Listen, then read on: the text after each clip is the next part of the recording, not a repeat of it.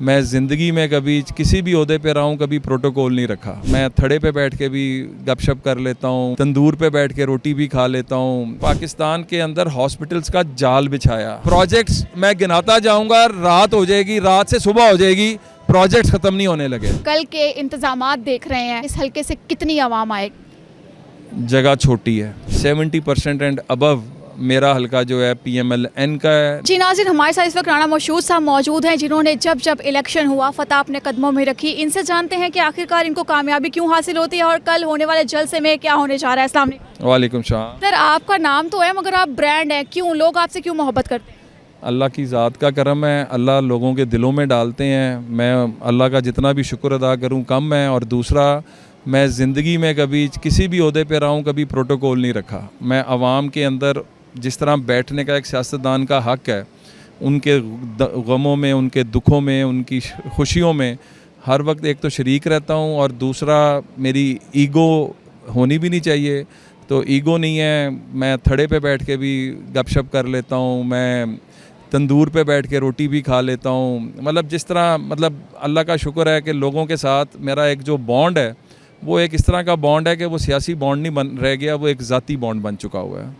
अच्छा राणा साहब, कहा जाता है कि पार्टी के उतार चढ़ाव के साथ सीट बदल लो, पार्टी बदल लो। आपने अभी तक पार्टी क्यों नहीं बदली? इतने सालों से मुस्लिम लीग नून के साथ क्यों मुंसलिक हैं? देखें, सियासत आप करते हैं एक विज़न की बुनियाद पे। आपका शऊर आपको लाता है कि ये जमात अच्छी है या ये जमात अच्छी है, इस जमात का मंशूर इस काबिल है कि उसके ऊपर हम चलें, या कि और मैं जब से मुस्लिम लीग नून के साथ हूँ, मैंने तो ये देखा है कि इस जमात से अच्छा विज़न देने वाली कोई जमात नहीं है, इस जमात से ज़्यादा मुहिब्बे वतन कोई जमात नहीं है, इस जमात की लीडरशिप से ज़्यादा कमिटेड कोई लीडरशिप मुझे पाकिस्तान में नज़र नहीं आती। और जो लोग अपनी बदलते हैं मैं वफ़ादारियाँ, मैं तो ये समझता हूँ कि फिर सियासत छोड़ देनी चाहिए। अल्लाह माफ़ करे, आप अगर किसी दबाव में आके, आप किसी लालच में आके अगर आप अपनी बदलते हैं एफिलेशंस, तो फिर आपको सियासतदान तो क्या इंसान कहलाने का भी हक़ नहीं है। सही हो गया सर। यहाँ पर पाकिस्तान तहरीक इंसाफ वाले कहते हैं कि मुस्लिम लीग नून की मकबूलियत नहीं रही। आपका वोटर खामोश है या कहाँ है? अल्लाह के फजल से हमारा वोटर यहाँ पे है। हमारा वोटर, आप निकलें पूरे पाकिस्तान में जाएं, सोशल मीडिया पे नज़र नहीं आ रहा।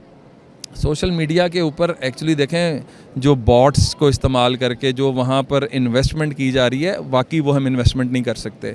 हम वो पैसा, मुझे अच्छी तरह याद है कि नवाज़ शरीफ साहब और शहबाज शरीफ साहब को बहुत कहा जाता था कि आप एडवर्टाइजमेंट पे पैसा लगाएं, सोशल मीडिया पे पैसा लगाएं। वो कहते थे कि इन पैसों के साथ हम एक नया हॉस्पिटल बना सकते हैं, हम बच्चों को तालीम दिला सकते हैं। तो हमेशा हमने जो अवामी फलाह बहबूद को आगे रखा है, और अल्लाह की ज़ात बैठी है ना, जो काम करता है, जो नीयत से करता है, अल्लाह ताला उसको बार बार मौका देता है, और फिर मौका मिलेगा इंशाल्लाह। इंशाल्लाह। सर, मुझे ये बताइएगा कि आपके हल्के से कितना वोटर आपका है, परसेंटेज?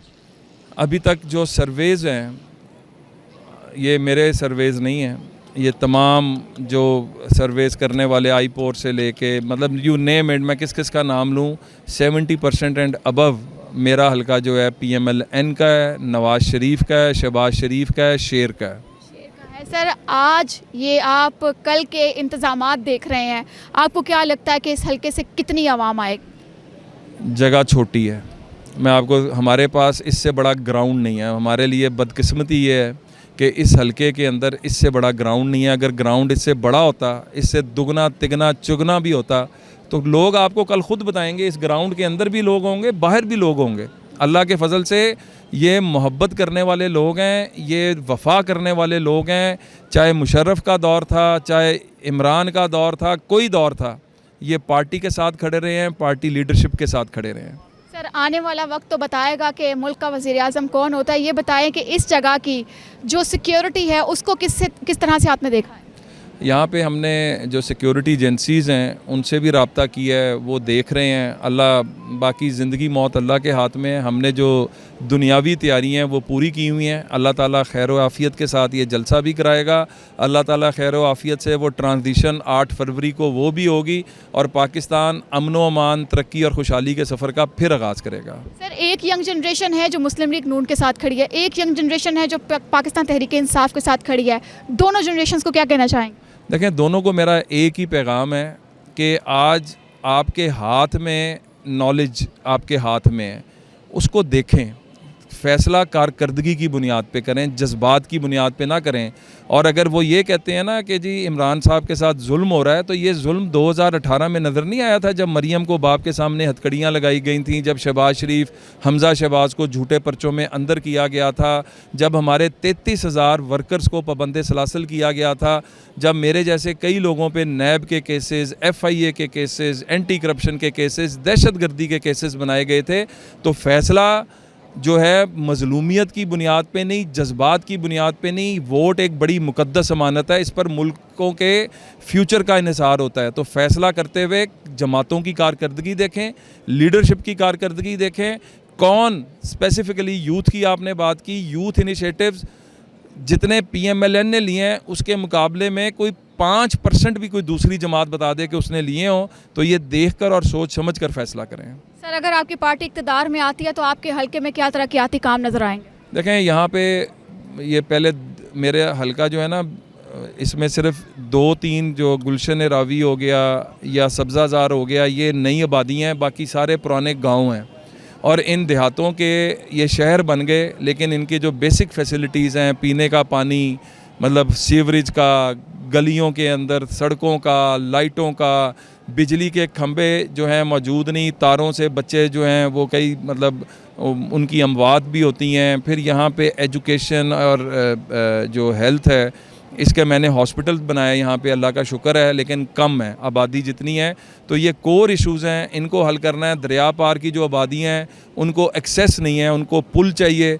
तो ये मेरे जो हलके के हवाले से मंशूर है उसमें ये तमाम चीज़ों का अहाता कर रहे हैं। सर, बहुत टाइम ले लिया, एक आखिरी सवाल करना चाहूँगी कि आपकी मुखालिफ पार्टी जो है उसको हमेशा एतराज़ रहा है कि सड़कों का जाल बिछाने में फ़ोकस रहा है आप लोगों का, आखिर क्या जवाब देंगे?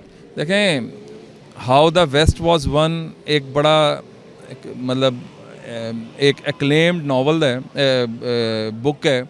उसके अंदर बताया गया कि अमेरिका जो है उसको जो मुसख्खर किया गया और अमेरिका में जो एजुकेशन आई, वो सड़कों का जहाँ जहाँ पे जाल बिछा, जहाँ जहाँ पे रेल ट्रैक लेकर गए, वो तो जहाँ जहाँ पे एक्सेसिबिलिटी आती है ना, वहाँ पे फिर स्कूल भी आ जाता है, वहाँ कॉलेज भी आ जाता है, वहाँ पे अगर उधर की बात करें तो चर्च भी आ जाता है, हॉस्पिटल आ जाता है, और उसके साथ साथ बिजनेसेस फ्लोरिश करना शुरू कर देते हैं क्योंकि लोगों का आना जाना शुरू हो जाता है।